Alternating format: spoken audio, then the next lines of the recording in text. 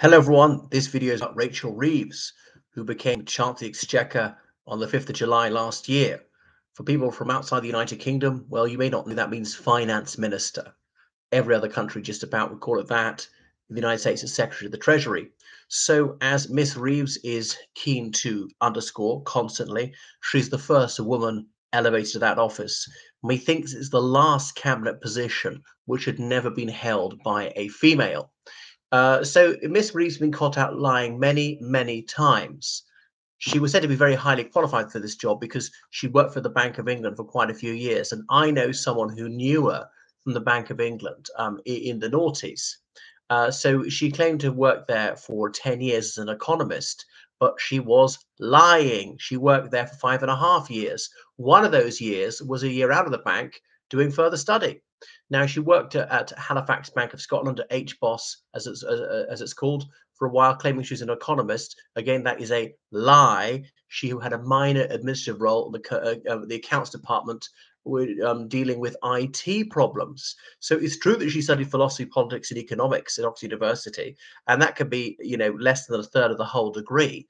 But she's not this economic whiz kid that she pretends to be. Now, she's got some genuinely impressive things. She was a chess prodigy, stuff like that, but she doesn't tell the truth about this. And this is from her own curriculum vitae. That's resume, if you speak American English. And it was changed after she became Chancellor of the Exchequer because I suppose she realized this would be subjected to more scrutiny by Fleet Street, and the journalists would turn up the fact that she had been lying to the public. And this is consequential.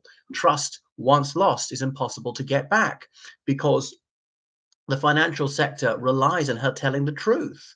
The Bank of England, the other banks, the stock market, people in all sorts of business sectors, insurance brokers, and so forth, they need her to be telling the truth about policy, about what she knows, what she doesn't know, what she's intending to do, what she will never do, things like that. So they can't believe her. Well, she does talk about she's AI programmed. Yeah.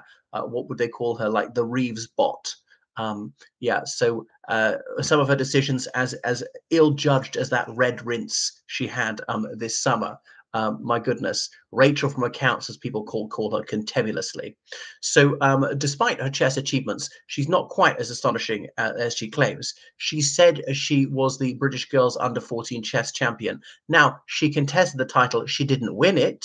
To be a contender is an impressive enough feat, but there was no need to lie about it. Not satisfied with being an outstanding chess player, she had to lie, which is obviously a gross injustice to the person who actually won. Now, how about her literary contributions? She said that she published work in the Journal of Political Economy, which is very highly regarded in that sector. But it was not published in that. It was published in the European Journal of Political Economy, and it was co-written. It's the European Journal of Political Economy, and I don't know a great deal about this sector. Well, I know almost nothing about it. Is not as highly regarded. So when she does achieve something, she feels compelled to still lie about it. Why not tell the truth? That'd be pretty impressive.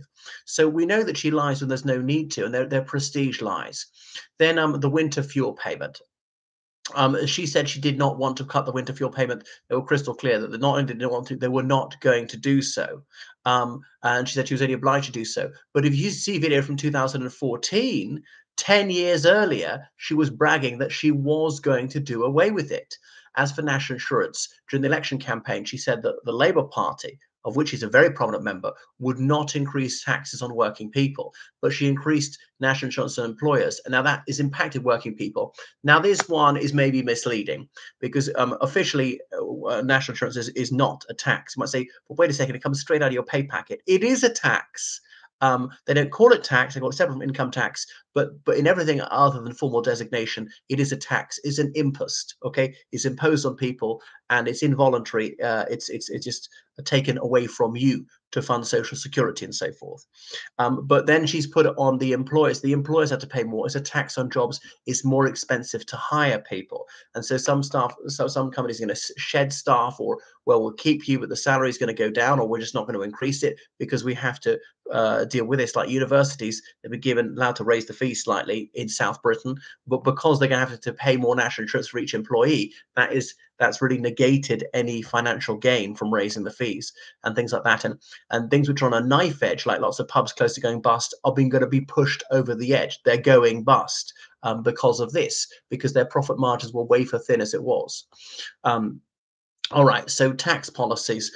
She said that higher taxes were not needed, and she was going to simply grow the economy, and that would produce enough wealth to spend on public services. But later, she increased taxes severely this October, just gone, 2024.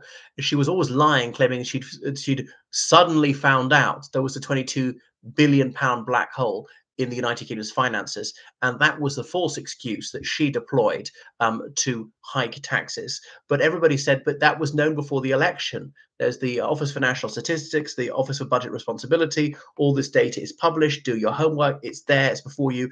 And obviously, Labour can't get its story straight. So they're inflating it to 40 billion pounds black hole, just like, Donald Trump lying, increasing the numbers all the time. But there are enough imbeciles out there to fall for the Labour lie machine. Incidentally, not saying Conservatives don't lie. They do. Look at Boris Johnson, absolute Pinocchio. Anyway, he's not even in the House of Commons anymore. So that was it. So many, many major discrepancies. So she's obviously completely lacking in credibility. So that is Rachel Reeves. Damaged the economy quite a lot. And anyway, there's been very anemic economic growth. Inflation is going back up, and a lot of it because of her. Then they say it's because of her that Angela Rayner's ambition to build all these millions of homes is running in the sand, is not going to happen. Now, Rachel Reeves, I think she's safe for a while. Will she still be Chancellor of the Exchequer when Labour goes into the next election? I doubt it. She's one of the most unpopular members of the Labour front bench team. She's not very popular colleagues either. She's got this ruthlessness. She's emotionally unintelligent and so on. But she got promoted. Partly they wanted more women, and actually about 52% of Labour MPs are women, as opposed to 24% of Conservative MPs. And the Tories are worried about that. They're always saying, "Can you ask her to stand?" Conservative women who are not very involved have been asked to stand for Parliament, whom I know of. So, and then she was quite young. She was elected to Parliament at the age of 31, and so on. So she was her working career was like 9 years, really. So she doesn't have that much experience to bring to the job. Outside it. So she was not an economist. It's true that she did study economics, and she did work in a bank, but she lied about it. But this sort of experience is sometimes overrated. You look at someone like Dr. Kwasi Kwarteng, an absolutely alpha mind with ideal experience, with decades in the banking sector, and yet he was a cataclysmic chancellor, made errors so fundamental. Even I, and I've never had a single lesson in economics, even little me wouldn't have made some of those mistakes, knowing what you can't like just cut taxes and magically grow the economy so fast it'll pay for itself. So that is Rachel Reeves. Liar, liar, liar. And she's not retracted these things. And why did she change her CV if she's telling the truth the first time? We know that she's a liar. So Rachel Reeves, liar, liar, liar. Don't believe lying Rachel, lying Labour. And obviously this is tolerated, the sort of lying by Keir Starmer and all the rest of them. Goodbye.